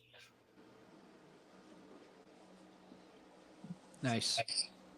I didn't even realize that before. I totally forgot about this part. What, when Jesus comes back? This ending. Well, I knew about that, but I didn't remember that he told them, "Go therefore, make disciples of all nations, baptizing them in the name of the Father and the Son and the Holy Spirit." I don't know why. It just didn't I didn't remember that part. Well, I think on this read through, we really focused on the Israel part, which in previous read throughs we haven't done as much, So it is interesting because he is preaching to the Israelites essentially because they're the ones who believe in him, or Right. the coming of him. So he's going to preach the word, and then once he accomplishes that, fulfills scripture and everything that was written about him, he comes back and is like, "This is for everyone, not just the Israelites."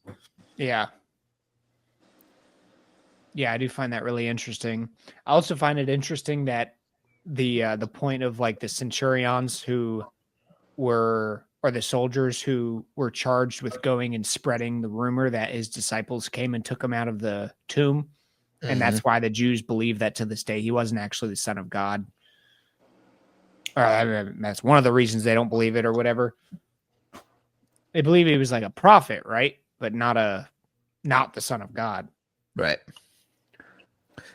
I love that video of the guys where it says what atheists think happened to Jesus, and it just shows all the disciples. He's like, "Okay, everybody, I have a plan." It's like, we're going to steal his body, and we're going to tell everyone he rose from the dead. And everyone's like, "Yeah." He's like, "Well, what comes after that?" He's like, "We're all going to get brutally murdered, beaten, and reviled for the rest of our lives." And everyone's like, "Yeah." I think I've seen that. Yeah. It's kind of true though. It's like, what motive would they have to actually steal the body? Right. They know they would just get killed for it. Yeah. Like That's so silly. what point are they trying to prove if they don't believe it, you know? Yeah. Just sheer desperation not to believe in him, you know, Yeah. like that. Because I mean, I'm just imagining, like, for one, I thought it was kind of interesting when it described the angel moving the rock and sitting on it.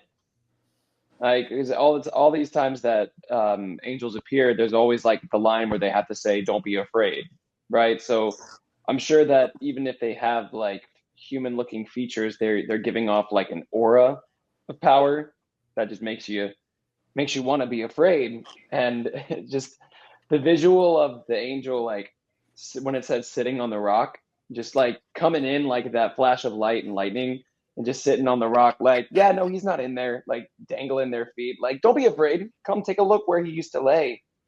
And just moving the rock and seeing it be empty, like that would just be like, that gives me goosebumps just thinking about like what that would, like, I don't know, Like the 'cause thoughts that'd be running through your head at that moment. well, because You're like, Mary and Mary, they weren't just coming up, they were keeping watch for a couple of nights, right? Like they it didn't really seemed want to like it. leave the tomb, Yeah. you know. And you know, just you can't help but have your heart like kind of hurt for that. Like it's like seeing like a pet like waiting at their owner's grave. Like you just don't want to leave. You don't want to leave the body, and you know they'd be watching it like crazy, making sure no one's coming, and then to see that it's just gone. It's just gone. Right. Like Yeah, because that's they impossible. essentially watched that rich guy like bury him, right? They watched him like wrap him up and put his body in there. Which is very sweet too. Yeah, they also had I wanna- a Roman like guards there too, right? Yeah. That was Was like they- right after they rolled the stone. The rich guy rolled the stone, which is Yeah. really interesting. You think like it says that rich guy rolled the stone in front of the tomb that he carved out, but then it took an angel to move it. Like, what kind of Well, maybe power it did was- God give that guy? I don't think it to was roll like that just that stone. one guy moved it. Like he like could have ordered it, you know.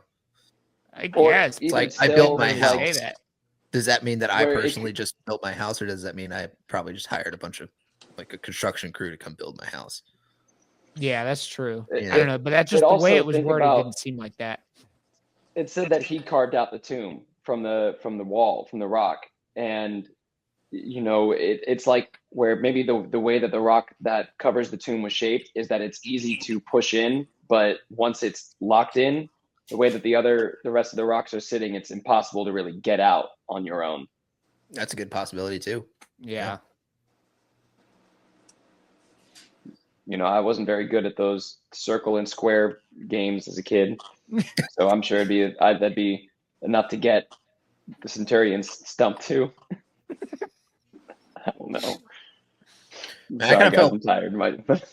Like, can you imagine what would be going through like Pilate's head? Because like he honestly seemed like a pretty cool guy. You know, Yeah. he did not want to kill Jesus. He was Yeah, pretty he's like, honorable. I wash my hands of this. Like, this is you guys, not me. Yeah, Like, I'm not everything going being- on. He's like, I want no part of this. Yeah. He just had to follow the decree, like the customs of his people and everything. Mhm. Yeah, he had to didn't really follow have a democracy. choice. Yeah. The That's all my democracy. allegiance I was waiting for somebody to do that. is. Judas, my allegiance is to... Yeah, man, it's wild to think that these were all. I was a little stumped on the cities and stuff that it was happening, but weren't these where Jesus was getting like the court of public opinion was wanting to crucify him and everything? Weren't like all these the same people that more or less he was doing all these gifts for and were begging him for everything, you know? And then they just turn on him Yep. at like just a quick mob mentality thing. It's just, Yeah. That's unfortunately what it was, is that mob mentality, just them all together. They just want to see someone die. Like, that was probably like a sport to them, to have like a crucifixion, What- like however often they did it. yeah. Yeah. You know, like, Sorry, go ahead. Oh, I was Nah, gonna that's all say, I had. like when I saw Passion of the Christ, like obviously you read about these things, like what happened to Jesus. Seeing it is like almost a completely different thing because now you're like visualizing what actually is going on like in real time. You just see how bloody he is.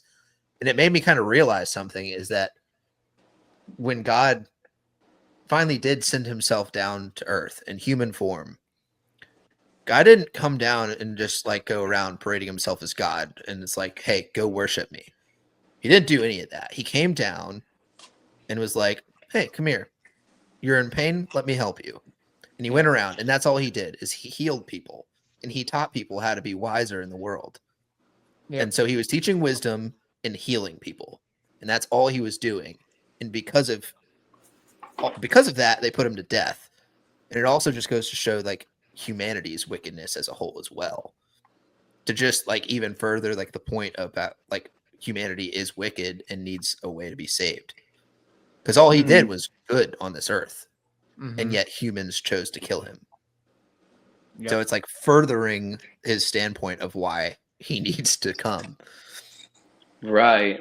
Because what I was gonna say, what I really like is the way he handled himself during all of this. There's this movie I saw where basically this benevolent leader of this people gets himself into some dark supernatural things to save them. And towards the middle of the movie, when they find out he's this creature now, they try to burn him alive. And because of his powers, he survives, and he has this scene where he screams at everybody. And it was satisfying to watch because of how ungrateful they were. And he's like, this is the thanks I get. And how it's just satisfying to see in a movie. And that's kind of like the anti-hero that the common people want. Jesus had every right to do the same thing, to just flex his like a fraction of his power on everybody and be like, really, you guys are going to do, after everything that I've done for you, you're going to do this to me? Like, he literally made the earth split and like tore the curtain and stuff. And with all that power, he chose to just say nothing and accept it and let all of these humiliations happen to him in order to save these people he loves that are so cruel to him. You know, how can you not respect that? Yeah, man. He's the only king who chose to die, if you think about it. Yeah, he could have made all of us bend the knee if he wanted to. Yeah. And instead he wanted to save us and also further a point about like our priorities as humans. Yeah. Because God has flexed his wrath before, you know? Oh, yeah. Been reading a lot about it in the Old Testament. Yeah. Sodom and Yeah. Gomorrah. Yeah. That's just And like it's one of just- the first examples. Yeah, I remember reading this story about this guy who went walking across the country to just see how good humanity is. And by the end of it, he had been robbed more times than he can count, chased by wild boars. Like, he got crapped on every step of the way. And at the end of it, like hospital bed and everything, he still said, yeah, no, humanity is good and worth saving. And I really like that part of how just the worst things being done to him, humiliation, physical, like the crown of thorns. You know how heavy those crosses were to carry? Oh, Like, and sure, Jesus was a carpenter, so you know he was like all the pictures of him being skinny. You know he had to be like physically fit and like capable, but dude, like that's just insane. All while wearing a crown of thorns, and I don't know. It's just Well, they had to recruit someone from the crowd to help him carry it too. Because Jesus was so physically weak at that time that he couldn't. And like you're saying about Passion of the Christ, man, like in this, it just says, yeah, he did this. It's like a sentence about he bled, they mocked him, they this and that. But you're actually there and seeing this happen over the course of these hours. Like it literally says, yeah, for 6 hours. Then by the 9th hour, like, can you imagine just like sitting there watching it all unfold in real time? Just watching him get tortured for hours upon hours. Like it was rough, man. It was hard to watch. Like I recommend you guys watch it, but don't have like kids around. It's yeah. Yeah. I just read about like a way more descriptive version of like just not necessarily Jesus's crucifixion, but just crucifixion in general. And I was disturbed just reading about it. Like, Mhm. I do want to watch Passion of the Christ. I do need to. the But- Romans were very good at what they did. Yeah. Yeah, that's awful. You know what's something You know crazy the- too is like the time frame of all this happening is the gladiator pit, like the Colosseum, was built like 70 years, or not even 70. This was like built like 40 years after this. This is right around that same time frame. Wow. They were just getting started. Yeah. Because you know the way crucifixion kills you isn't what you think. It's by suffocation. Like, and the idea is that, like, I guess because your arms are above you and your body weight is pulling you down, you literally, your lungs are being pushed up against you and you can't breathe. So what you would do would be like, you'd have to like raise yourself up to catch breath. And because of the way you're hanging like that, like eventually you just run out of strength. So it's not a quick, graceful, or Yeah, and dignified think death. about it. After the whippings that he took, like his bare, like spine was exposed on like the wood cross, and it's probably not like a smooth wooden cross. You know what I mean? It's Not the probably ones you see They in didn't church. have sandpaper back then. yeah. Yeah. Well, I mean, I don't know, but still, it probably wasn't a very nicely made cross. You know what I mean? Like, so to like have your bare tissue, muscle, spine exposed and to have to like lift yourself up like that. Oh my God. You either hang your head forward and it is more weight, or you lay your head back on the cross and it digs the crown further into your skull. Like, it's just all that, and he still It's says, crazy. "Please save them." You know, Yeah. like, Yeah. Forgive Talk them about for they know Father, not what forgive they them. do. Yeah. It's terrible.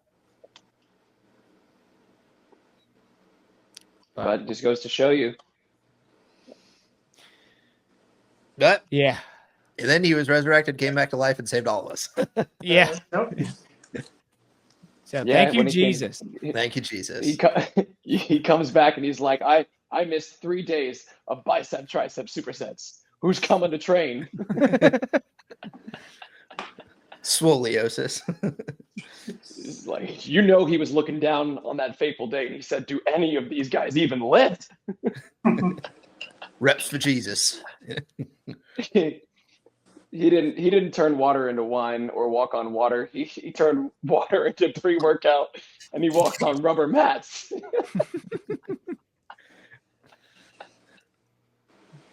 He didn't multiply the fish, he multiplied the weight.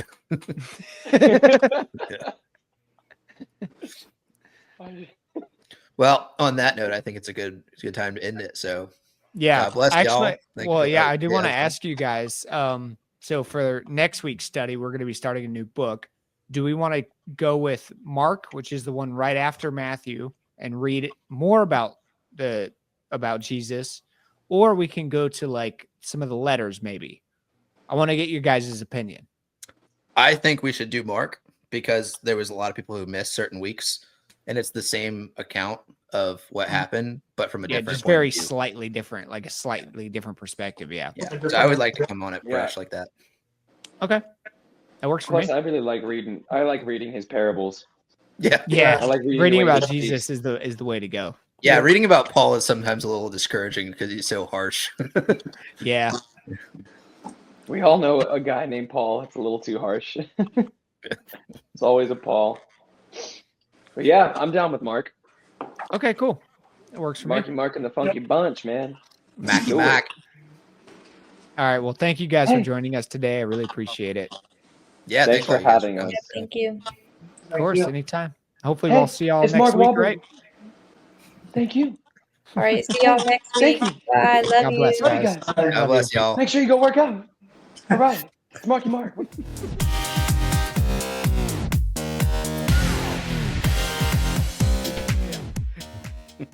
All right.